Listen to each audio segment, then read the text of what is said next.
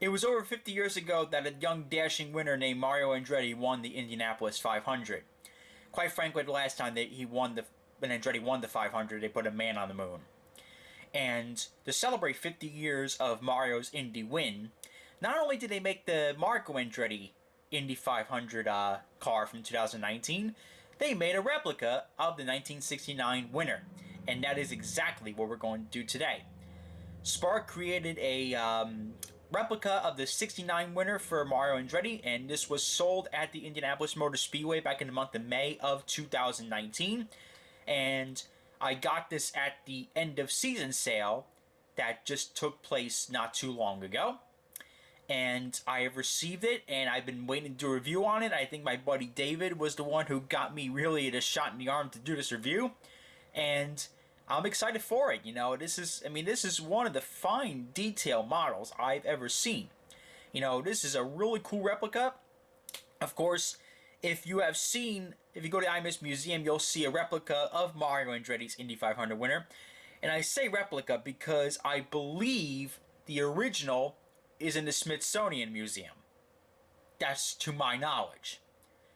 But you'll get a glimpse of how genuinely beautiful these cars are. Even though this was before the time of advanced aerodynamics and wings were actually allowed on the cars. And, of course, the packaging is a special Spark packaging. This commemorates Mario Andretti's 50th anniversary of his Indy win. Got the Indy 500 logo, got the Mario Andretti 50 years logo, got the yard of bricks. The background's got the starting lineup or the opening lap of the 500 in 1969. Got the Indianapolis Motor Speedway emblem in the background. Got the yard of bricks here, Mario, of course, crossing the famous yard of bricks. Got the 50 years logo, got the Spark logo, got the car itself inside the packaging there. And on the back of the packaging, you got I don't know if that was Dwayne Sweeney at the time or whoever the flagman was. And they wave the flag. There's Mario pumping his fist in the air.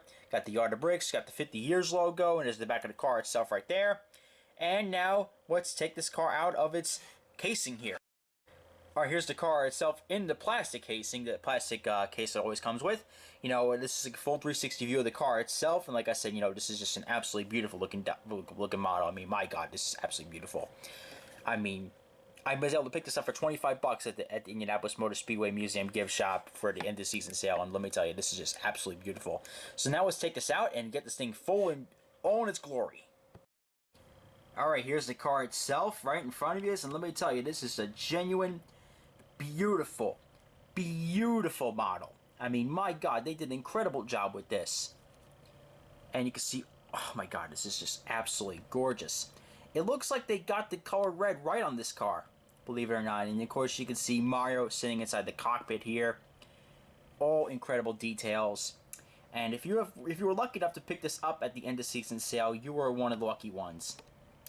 And this is got the back of the car here. Got all the little aerodynamic parts because you had to come up with some fancy way to have aerodynamic parts to this car. Because guess what? In 1969, USAC rules said that you couldn't have bolted-on wings on the car.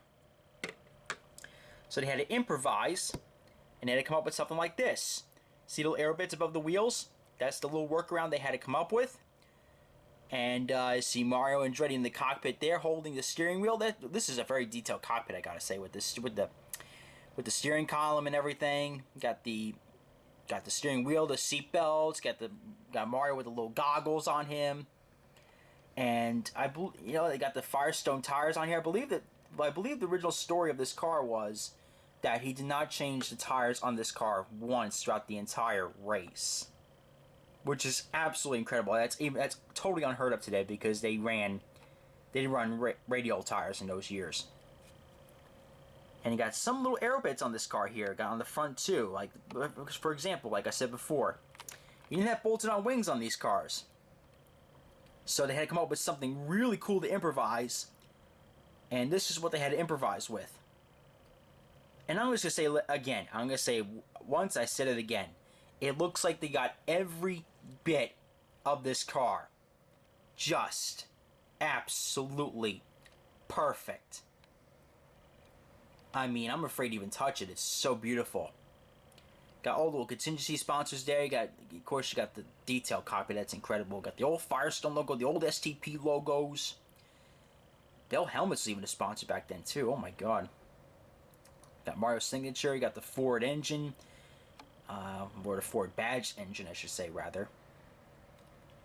Got the Firestone tires, and of course you get the back of the car here. Look at this. This is just absolutely beautiful. I love how they have all the exposed parts on this car. Like they got, like they didn't cut any corners with the engine detail. They didn't cut any corners with the engine detail. They didn't cut any corners with the chassis detail. None of the aero bits detail. Nothing. No corners cut whatsoever. And, of course, you know, these days close casting cars are the way to go. So the models these days don't have any opening parts to them. Neither does this one too. This one doesn't have any opening parts to it whatsoever. But just the sheer detail of this car is just absolutely phenomenal. Phenomenal. I only paid $25 for this thing. Quite frankly, it's worth paying the full price for it. But as you can well imagine, paying $25 for this was just an absolute steal. You know, this car's got the signature STP color red on it, and that's the Dayglow red. You know, the cameras didn't get the color right on the cars years ago. And all the aero bits are all colored metallic silver, and that's original metal color, I believe it was. And black number 2, like big old boxy number 2, that's pretty legendary right there. Even Marcos number 98 had a box surrounding it commemorating Mario's colors. That was incredible. And you know, this car was the only win for Mario. The only year he won the 500 was in this car. Quite frankly, Mario should have won the event about 4 times. But he always had something go wrong with him. Either his engine would fail in 87, or a crash in 92. Well, quite frankly, his son Michael could have won that race. Or he got the 82 incident at the start of the race. Got 81. Well, don't even talk about 81. And Mario still believes he won that race, probably. Yeah, they finally just settled that feud between Uncle Bobby and Mario. That feud finally settled after so many years. But so many things have gone wrong for Mario to win the 500 for a second time, that this is his only win, and this model replicates that only win. And quite frankly, if you see this on eBay and the scalper didn't scalp you, well then guess what? You ought to chime in and click that buy now button if you're thinking about it. Because this is just one heck of a model here. The Hawk the Hawk model is incredible. As I believe that they called the car back in 1969. This is just fine detailing right here. I just can't get over how detailed the engine compartments are. This thing is absolutely incredible. And if you're thinking about it, if you're really thinking about it, you know, IMS sold out of these, I think, on day 2 of the sale. I mean, that thing was gone in a heartbeat. But if you see it, don't even delay it. Just get it. It's incredible. Comment, like, and subscribe. This is Race Day 12 reminding you to join the fight to stop bullying. It does get better. Diecast Kid is always happy to see you.